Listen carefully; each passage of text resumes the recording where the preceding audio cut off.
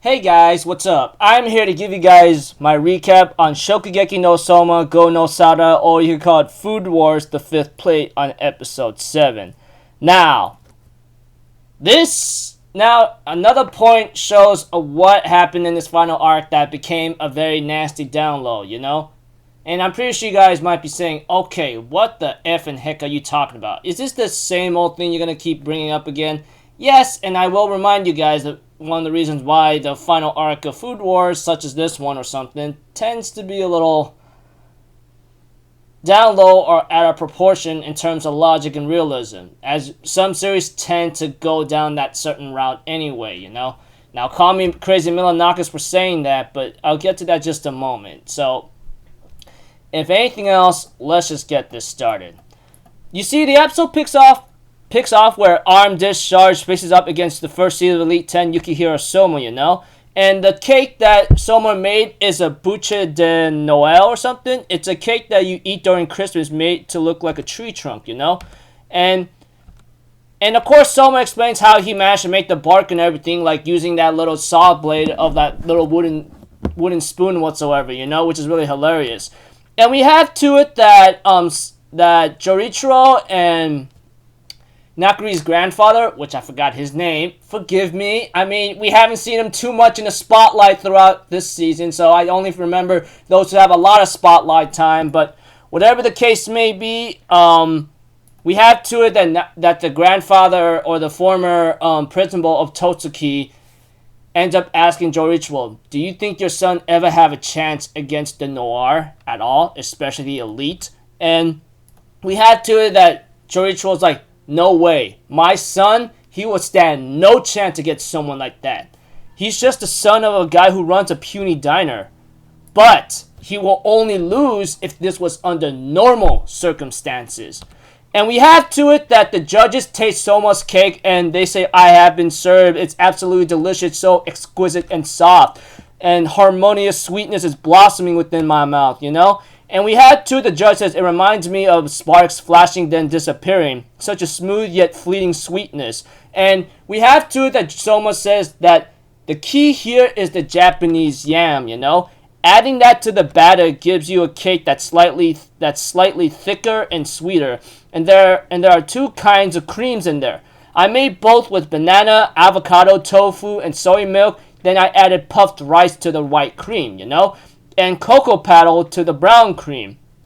For the sweetener, I added rice syrup. And they go like, and Nikumi and Megumi is like, rice syrup? Is that when they take the starch from rice and convert it into sugar? And Megumi's like, yeah, it's a healthy sweetener that's been used for ages, you know? And one of the judges says that means this cake didn't use any sugar or dairy products, you know? He managed to bring out the natural sweetness in all these ingredients. And we have to, as Souma explains, well, the ones looking forward to my dish right now are you guys at this table. I figured you guys might enjoy a cake in the summertime which isn't too heavy. And Sarge says, no way in hell, don't be BSing me, okay? You're saying his dish is comparable to mine? Look, the theme was ultimate Christmas cake that would be life of the party. Meanwhile, my cluster bomb cake adds new excitement with every damn bite. And we have to it that someone's like, well, hold on. I haven't even gotten to the fireworks yet, you know? The perfect fireworks to liven up this midsummer party. These go perfectly with a summery day. And he ends up unlocking the bomb that was on the sparkle things on the cake. And they end up oozing out like sparklers. And the countless sparklers are spreading around the midsummer Christmas cake. And the cream is oozing down and soaking to the bark pattern, you know? And this refreshing aroma, it appears to be outer shell of the fireworks, you know, and has grated mandarin peel mixed into it.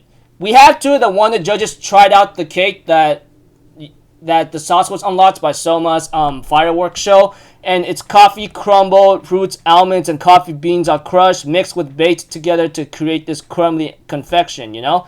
It goes perfectly with the lightly sweetened cake. The main supporting act in it is this cream that's soaked into the bark. And Souma explains, that's the true cream I used in bouche de Noël itself, you know? Except I made this one to melt easier depending on the temperature. And one of the judges says, I see. He used the melted cream to make sure the coffee crumble didn't get too dry, while melting it to the cake itself and maintaining its original crunchy texture. And Tsukasa Eishi also brings out another reason about Souma, There's a reason why he didn't use sugar or dairy products in the cake itself. It was to make sure they could savor the faint tartness and bitterness of the coffee, and the refreshing aroma, the richness enveloping us, and finally the bitterness dissipating in an instant. And they say this is a dish that's truly delightful gem for anyone of any age. And we have two that starts like, hold on, Butcher de Noël, brown cream, it's all mediocre. And we have two that starts as Souma in total anger, like, what the hell is this? Where do you get that strength of yours? And Souma's like, If I had to say, it's because I learned all this at a diner, I guess. And we get to see a backstory about Souma, where he learned this stuff, We have to it that Joichiro tells Souma, I'll let you come up with one of the new menu items we release in a month. And Souma's like, I'm only in 6th grade. What you talking about? He says, oh, are you saying you can't do it or something? And Souma's like, no, I can do it. Then he went through hellish training by saying he has to prep this, prep that. He told me to go orders within 5 minutes, and the regular's been told to lay off sugar for a while, so give him something sweet without any sugar or dairy. And we have to it that in Souma's training when he was very young, 365 days a year, up until the time Souma transferred to Totoki, I kept asking him to pull off the impossible, something that Souma has always been doing. I'm leaving the rest to you. Can you handle it? He said, yeah, of course I can. And the reason why Joichiro does this to Souma is because diners can't afford to let their regulars get sick of them. Unlike the extraordinary destinations like your high-class restaurants or resorts, diners exist within the realm of the ordinary. You need to make sure people don't get tired of you even if they come by every day. And that is the thing, I mean, in my own thing, when it comes to like eating at a certain place, you don't want to get sick of it, etc. You had to go somewhere else. I mean, that's what happened to me sometimes when I usually go like food eating now and then. But yeah, okay, enough of me being off topic. I mean, what Joichiro says, like you can't get these people sick and tired of you, and even they come by every day. Diners would exist within the realm of the ordinary, that kind of thing, and you can't just let them get sick of you, etc. And for that, you need to be able to make something universal, along with the dishes that surprise and delight people. I crammed all that knowledge into Souma, etc., and everything else all together. Souma says, yeah, that's the reason why. So I'm deciding to, if you don't believe me, have a taste of this. And we have to it, she's trying not to admit it, but her body is reacting on its own, and everything all together, funny stuff. And we have to it that Sarge lost the battle, etc. And the reason why she lost is because Yukihiro was able to make his dish outshine hers because he took a moment to consider the customers and the situation, So pretty much since Souma analyzed the entire area, he knew what to do, and that's why the customers say why Souma won, And the next match goes with Tsukasa Eishi himself, and tells the others, hey, tell Souma I say congratulations, okay? And we had to it that Saiba Asahi also has his notification of his match as well, And Souma's like, hey, sorry that I kicked your butt, but I can't afford to lose either. You see, not until I get my set rematch against Saiba Asahi. And we have to it that she says, I admit that you're strong. There's no denying that. However, there's a reason why you can't defeat Saiba Asahi-sama. It lies within your knife, and And we have to that Saiba Asahi goes to the other underworld people and tries to talk to him, saying he's going to be hitting with the troublesome opponent from the get-go. I was hoping you guys could help me out. And they go like, why the heck do we have to help you? I mean, we have no loyalty to your butt in the first place anyways, He says, okay, and that the case, I got no choice then. And we have to it that Asahi Saiba shows up against the Totoki Elite 10, Tsukasa Eishi. And they end up making some nice compliments here and there, but Tsukasa's like, well, aren't you a terribly judge of character, don't you think? And we have to that Saiba Asahi says, hey, let's make this interesting. If I win, you hand over that graded knife of yours. How's that sound? He goes like, well, can't say I'm that interested, but okay, fine, let's do it. And in exchange, if Saiba Asahi loses, he'll give him anything that he wants, you know. And the theme is Posen chicken, you know. They end up starting making his dish, but not before Tsukasa Eishi's wondering, what is he plotting? Why would he want my grater, you know? And we had to it that eventually, you know, we see to it that we get to see some other people around here, you know, which is like Kuga Senpai and dang it, I forgot the other guy's name. Ishiki. Oh my gosh, how ridiculous of me. Unless, yeah, Ishiki Senpai, the former 7th Elite 10, you know, and we get to see that Tsukasa Eishi, he's not just attending to all the ingredients without leaving his own presence on the dish, you know. By that, he's getting a different understanding of the ingredients, like he's conversating with them, and he's a part of himself within that dish. And he evolved in a short period of time, you know. And we have to it that there's a surprising thing about Asahi, you know. He ends up having multiple knives at his belt, you know, which is really complicated. They go like, hold up, what's going on, you know? He seems to have some knives meant for use at the circus and in stunts, you know? And they go like, wait a minute, is that a torture device or something? Not to mention he had that same injection thing that he got from Claude Villas. So there's only one thing that Nukumi doesn't have, and that's the intel on Saiba Asahi himself. And we have to it that the Noir members are actually knocked out and defeated by Saiba Asahi, who took their tools for his own, you know? And we have to it that Sarge gives her tool, her chainsaw knife to him so he could use it to use it to his delight, you know. And we have to that Asahi's actually using the tools that he acquired from his opponents, and he's actually using it greatly, you know. Like we had to that Sarge explains like no chef has senses as sharp as Asahi somewhere, you know. After getting the other chef's tools and holding them, his sense of touch allows him to instantly acquire their cooking styles and perfectly recreate them. Blood dish cross, you know, and then you could use different skills in each hand, such as arm dish cross, and combine that together, he's able to take it to another level, and that's why it's called cross, and his ability is called cross knives, you know. Even someone's like wondering, did he combine my dad's knife with something else when he fought me?